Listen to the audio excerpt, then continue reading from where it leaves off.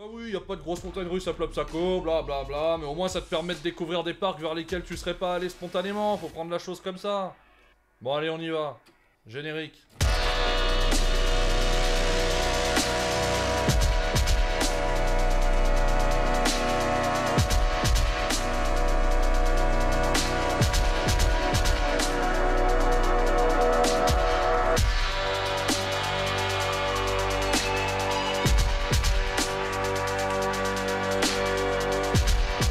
Ce qu'on va surtout retenir de Plopsaco, c'est son cadre absolument exceptionnel, paumé en plein milieu des Ardennes belges, juste à côté de la cascade qui a donné son nom au parc, la cascade de Caux. Plopsaco, c'est donc un tout petit parc qui a été racheté par Studio 100 à une famille qui détenait le parc depuis les années 50 et qui a toujours eu à cœur de ne pas dénaturer le site avec ses attractions et au contraire de les faire s'intégrer parfaitement à l'environnement. Et de ce point de vue, Plopsaco, c'est une franche réussite parce que rien que pour la petite balade, c'est un parc qui vaut largement le coup d'œil. Après, bon, côté grosse montagne russe, évidemment, c'est pas tellement fait pour nous et d'ailleurs, c'est un des points noirs du parc. Pour moi, c'est un parc qui se situe uniquement du côté de la famille et c'est même beaucoup trop familial en fait. Là où le grand frère Plopsaland de Pan a placé un Anubis, a placé un Heidi, bon j'imagine qu'à Plopsaco évidemment ce serait pas envisageable, mais là où ces parcs-là ont quand même essayé de placer le curseur assez haut pour les visiteurs avides de sensations fortes, et ben ils les ont complètement délaissés avec Plopsaco. En fait, pour dire l'attraction la plus sensationnelle du parc, c'est le Star Flyer qui fait 70 mètres de haut. Bon d'accord, un Star Flyer, moi de toute façon ça me fout la trouille quoi qu'il en soit, il fait 70 mètres et c'est quand même assez costaud, même si c'est plus ou moins la norme pour un Star Flyer, mais ça l'empêche pas de me faire flipper. À côté de ça, la deuxième attraction la plus sensationnelle, c'est Vicky the Ride, un spinning Gerschler qui a ouvert en 2011 et qui a justifié notre visite donc en septembre 2011.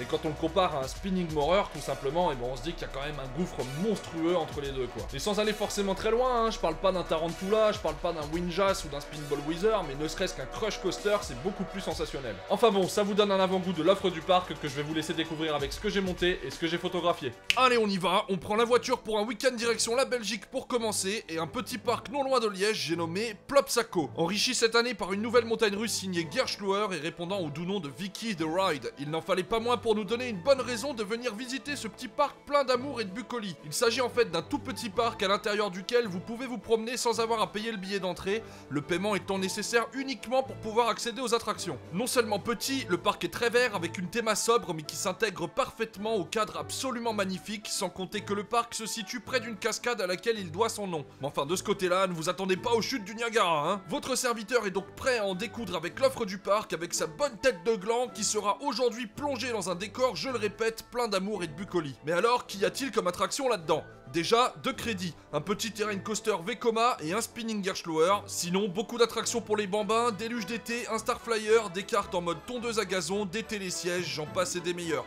Vous l'aurez compris, fan de sensations fortes, vous risquez de rester quelque peu sur votre faim. Et ce n'est pas Vicky the Ride qui viendra arranger les choses. Alors Vicky, parlons-en. Le parcours s'effectue sinueusement et gracieusement le long d'une allée du parc et la gare du coaster est particulièrement mignonne. Déjà, je suis surpris par la taille des nacelles. Ça change de Morer, le volume est beaucoup plus important ici. Et le ride en lui-même alors, hélas, pas grand chose à se mettre sous la dent. Rider 5 fois, le grand 8 peine à spinner, c'est mou, on ressent déjà quelques vibrations après 3 mois d'ouverture et on se demande si certains éléments seront passés tant on se traîne. Alors ok, c'est mignon, mais ultra gentillet, même beaucoup trop gentillet en fait. Et ça fait regretter les 3,5 millions d'euros d'investissement qui auraient pu partir dans autre chose.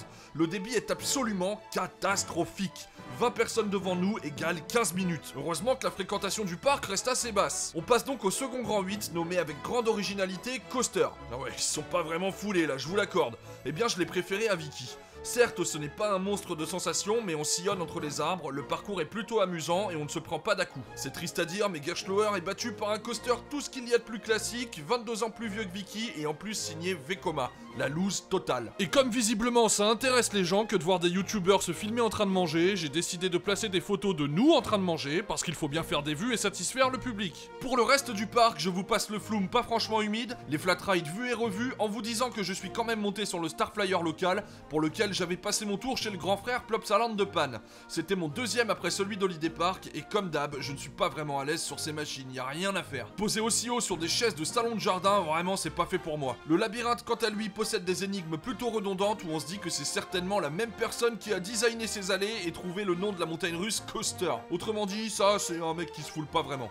Les luges d'été sont sympathiques, mais sans plus, c'est court et trop biscornu pour pouvoir prendre de la vitesse, mais l'originalité se situe dans le lift qui se fait en arrière. C'est un peu particulier, mais étant donné qu'il n'y a pas de dossier sur les luges, ça évite qu'on bascule comme des glands vers l'arrière, donc c'est pas plus mal. On passe ensuite aux cartes tondeuses à gazon, la meilleure attraction du parc en fait, avec malheureusement un débit une nouvelle fois plus lent qu'un centenaire à la fin d'un marathon. Par contre c'est plutôt fun à faire, il y a moyen de bien batailler, et même si c'est pas du kart de compète, ça reste franchement amusant. Il y a aussi la possibilité d'effectuer sa minute 30 millions d'amis réglementaires, avec des attractions bien évidemment toutes dédiées, et aussi la présence de tagines sur pattes pour le plus grand bonheur de mon estomac. N'en déplaise à certains, on n'aura pas fait le mini-golf, et ouais, je suis vraiment désolé, on n'aura pas fait ce truc-là non plus parce que même en se pliant en 10, je suis pas sûr que ça rentre, de même concernant ces petites autotamponneuses, ma foi, toutes mignonnes, mais dans lesquelles on rentre à peine les pieds, je pense, hein. Et puis, bah, parce qu'on a le goût de l'aventure, on aura bien entendu fait du ponton. Bon, ça ne fait pas de nous des gros casse-coups, je vous l'accorde. N'hésitez pas à prendre de la hauteur en empruntant les télésièges lorsque vous passerez par Plopsaco, la vue vaut largement son pesant de cacahuètes, et on se dit que quand même, la localisation du parc en plein milieu de la verdure et des paysages vallonnés des Ardennes belges vaut largement le détour. Alors certes, en termes de parc d'attractions pur et dur, Plopsaco n'est pas le parc du siècle.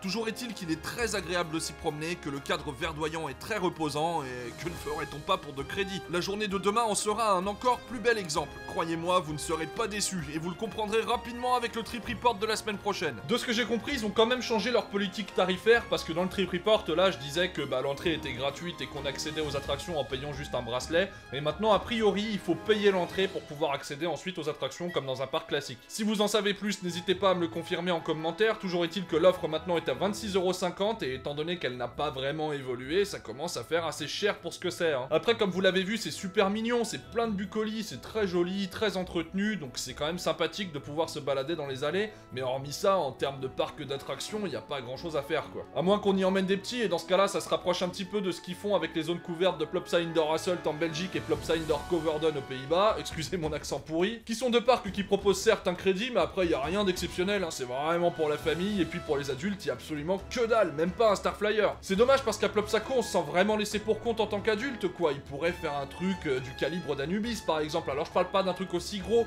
ce serait plus petit, plus compact, mais ce serait certainement un truc vachement intéressant pour les gens qui viennent visiter ce parc. Et en tout cas, ça élargirait l'éventail de gens ciblés, hein. Ça augmenterait le panel de visiteurs de manière assez considérable, et puis, tout le monde s'y retrouverait, je pense. Là, dans l'état, je peux pas vous dire décemment d'aller visiter le parc pour faire Vicky the Ride. Je peux pas vous dire décemment d'aller visiter le parc pour faire le Grand 8 Vekoma, ni pour faire du Starflyer, quoi. Et encore moins les tondeuses à gazon, même si c'est rigolo comme ça. Après, si comme moi vous êtes curieux, évidemment, allez-y, de toute façon, tout vaut le détour quelque part. Tant qu'on l'a pas vu, on peut pas juger. Et encore une fois, si vous aimez les environnements verts, chatoyants, luxuriants, Plopsaco, vous trouverez votre compte parce que c'est un parc qui a vraiment été préservé. En tout cas, les deux parcs du groupe Studio 100 à visiter absolument, c'est Plopsaland de Panne, bien évidemment, qui est situé en Belgique, mais à la frontière française, et puis Holiday Park, qui est situé en Allemagne. C'est sur ces mots donc que je clôture ce Trip Report consacré à Plopsaco. Si la vidéo vous a plu, et j'espère que c'est le cas, n'hésitez pas à vous abonner, parce que évidemment c'est encourageant, et d'ailleurs on est de plus en plus nombreux, et je remercie ceux qui me regardent de continuer à me suivre et d'être aussi assidus. En vous abonnant, normalement vous recevrez du contenu sur les parcs d'attractions tous les vendredis à 18 h, je dis normalement parce qu'avec le taf c'est pas toujours facile, mais je fais au mieux. Et là croyez-moi, quand je vois le planning de vidéos que je dois sortir, on en a pour un petit moment les gars, hein. Je risque pas d'être à sec tout de suite. Allez hop, ce coup-ci jeunes gens, je vous libère et je vous laisse vaquer à vos occupations. On se retrouve donc vendredi prochain 18 h pour la suite du TR. Portez-vous bien et ridez bien.